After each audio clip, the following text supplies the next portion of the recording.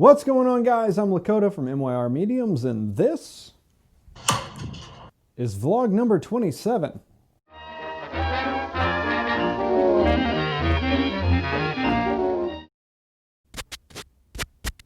Does that give you ASMR? That doesn't. All right, that's enough being weird. I get weird when I'm nervous, and I'm very nervous today because I gotta tell you, it's been a busy week for me. A lot has happened, and I have not had time to think about a vlog, to write any scripting, no bullet points. This is completely off the cuff today. So, gonna be another art video. We're gonna look at art, and I'm gonna talk, and you're gonna listen. I'm also gonna talk about the book, The Liverwurst Tree. If you watched one of my recent videos, you know what I was talking about. All right, so this first piece of artwork here is an album cover for my good friend Christopher Vest. Chris is a hip hop artist, was based out of Colorado for the longest time. He just moved to Oregon, somewhere in Oregon. He probably doesn't want me giving out his town so people can't hunt him down and kill him. Yeah, he's a very talented man, amazing poet. I am very excited for this album. I am not big into hip hop. I guess I can't say that. I'm big into a certain type of hip hop. I like poets that have really good beats behind them. I am not into the kind of rap that they're playing on most radio stations now. Trap beats, I hate them. I cannot stand them. I like something that was orchestrated, you know, like there's an actual bass guitar in it or something like that. I don't know. I get crap for talking down on trap beats a lot. I don't know why. I don't know how they got popular. I don't understand. But it's not my realm. So, yeah, I like people like Aesop Rock, Deltron 3030, and Slug, and Chris. Chris, I think, is in league with these guys. That's a bold statement. So Chris, if you're watching this, just know that's what I think of you. You could go on tour with Aesop Rock. Anyway, his album Mere Man, it's about, you know, your duality. I feel like, you know, that concept has been used a lot, but this is actually a pretty deep album. I've heard a few of the songs off of it, and I can't wait to have the whole album in my hands, which I'll get before any of you because I did his artwork. So I started on this piece, it was a few months ago. I think this is the longest I've ever worked on a piece. Excuse me, my body is doing all kinds of fun things tonight. I want to say I worked on this consistently for 2 weeks.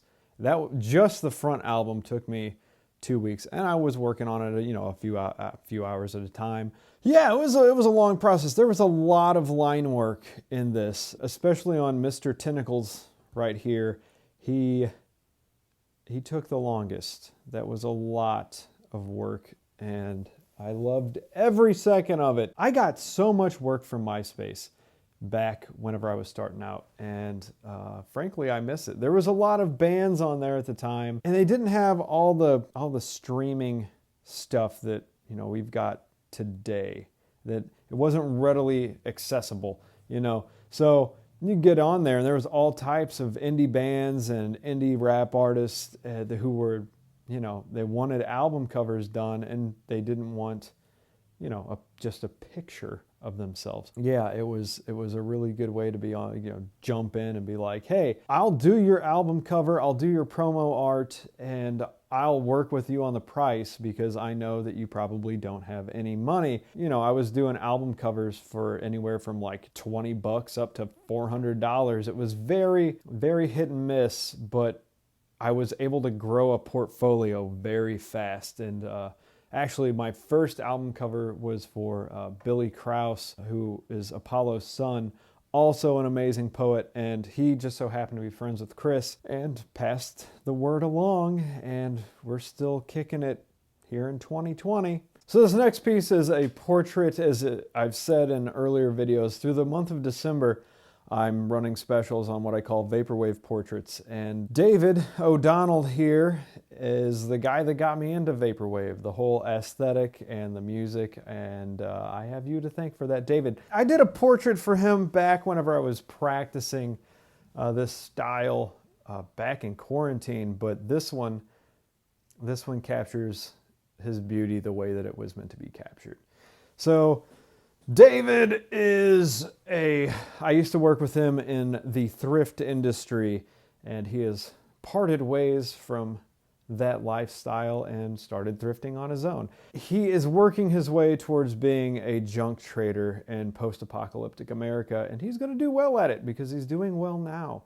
Not that any of you care about that. He's also a comedian, and a hilarious one at that. He's got a specific brand of humor that I love very much, and I get. And one of the things we used to always joke about whenever we were working together was the typical urban white girl artwork, the live, laugh, love garbage that people sling up on their walls. So I had to incorporate that into his portrait, and I think it fits beautifully. Now, these portraits are not limited to adults only. I am not opposed to putting my weird twist on your kids, your pets, your grandmother. I don't care. I just enjoy doing them, and I'm really glad that this whole thing has, worked out.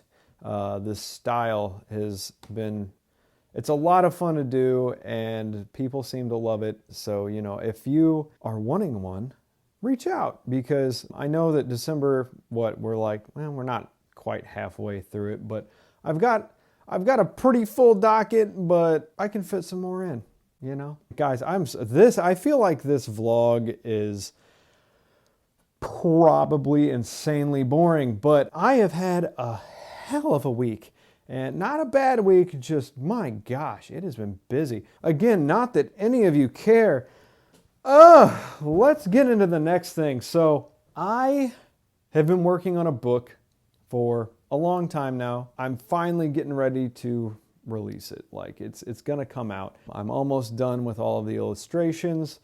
And so I figured to kind of create some hype for it, I'm going to be reading excerpts from the book. Not all of them, but I'll throw a handful out there just so you guys can get a taste and hopefully get addicted and keep coming back to me until you can buy the book and have it for yourself so you can indulge whenever you want. If you are familiar with Shel Silverstein, which you should be, it's so surprising to find people that are like, never heard of him. What's A Light in the Attic? Falling Up? People, what are you doing with your lives? Anyway, it's in that same vein. It's a collection of silly poems with a few serious ones sprinkled in. I wouldn't call it a kid's book, but there are adult themes in the book dealing with alcoholism and just being an adult in general. But for the most part, it's just nonsense. And I like nonsense. I hope that you like nonsense. Clearly you do if you keep tuning into this ridiculous YouTube channel. But I'm going to read two of the silly ones right now. I was hoping to get a serious one in, but nah. Button, Button, Who Touched My Mutton? By Lakota Meyer. Button, button, who touched my mutton? It's covered in fingerprints all of a sudden. I went to the loo to wash up my paws while someone caressed my meat with their claws.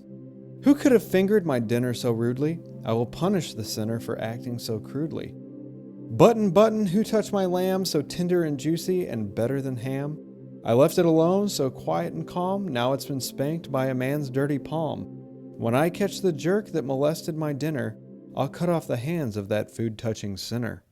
If you're going to ask me where I got the inspiration for this one, I don't know. It has something to do with my brother, I'm sure. I remember he used to draw, and the guy is not an artist, but he's got this charm to his doodles, and I wanted to channel that, especially in the suspicious guy's face. I don't know. I remember I came across one of his drawings and I loved it. Anyway, I started thinking about food and how much I hate people touching my food. Thus, Button, Button, Who Touched My Mutton was spawned. Also, I have a thing for long fingers. There's nothing creepier then long necks and long fingers. And in the same vein, another creepy thing is long belly buttons. So here we go with the next poem. Outie belly button. Some people have outies, some people have innies. And then there are people like Vincent McGinley, whose abdomen quirk looks shamefully wrong, a belly button dangling out 6 inches long. It hangs like a silly pink elephant snout, jiggling and wiggling and bouncing about. When he's sitting, it lays like a grub in his lap, where he lotions it up so it doesn't get chapped. His belly worm all but gets in the way, unless he eats lunch at the local buffet, because if it flops out, other patrons turn pallid, watching his flesh tube fall in the egg salad. But Vincent moves on, unashamed of his navel. It gives him something to play with under the table. All right, so let's talk about the inspiration for this one. So the guy in the vlog earlier, David O'Donnell, I remember we were in the office, and I'm a big fan of shock humor. I like it, and one of the things that brings me the most joy in my life is how much I can gross someone out. So we got on the topic of outie belly buttons and how they are strange. They're not bad, and I don't mean to make you feel bad about your outie belly button if you have one, because you're beautiful the way that God made you.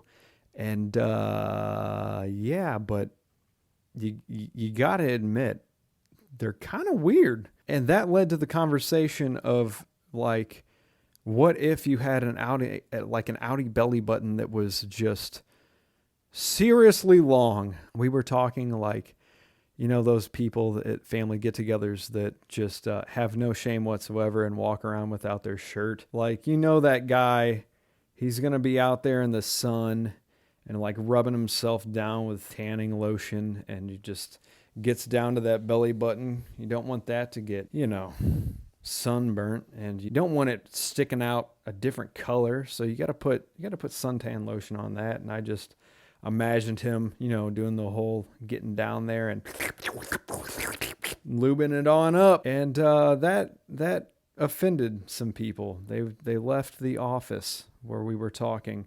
So why not make a poem about it?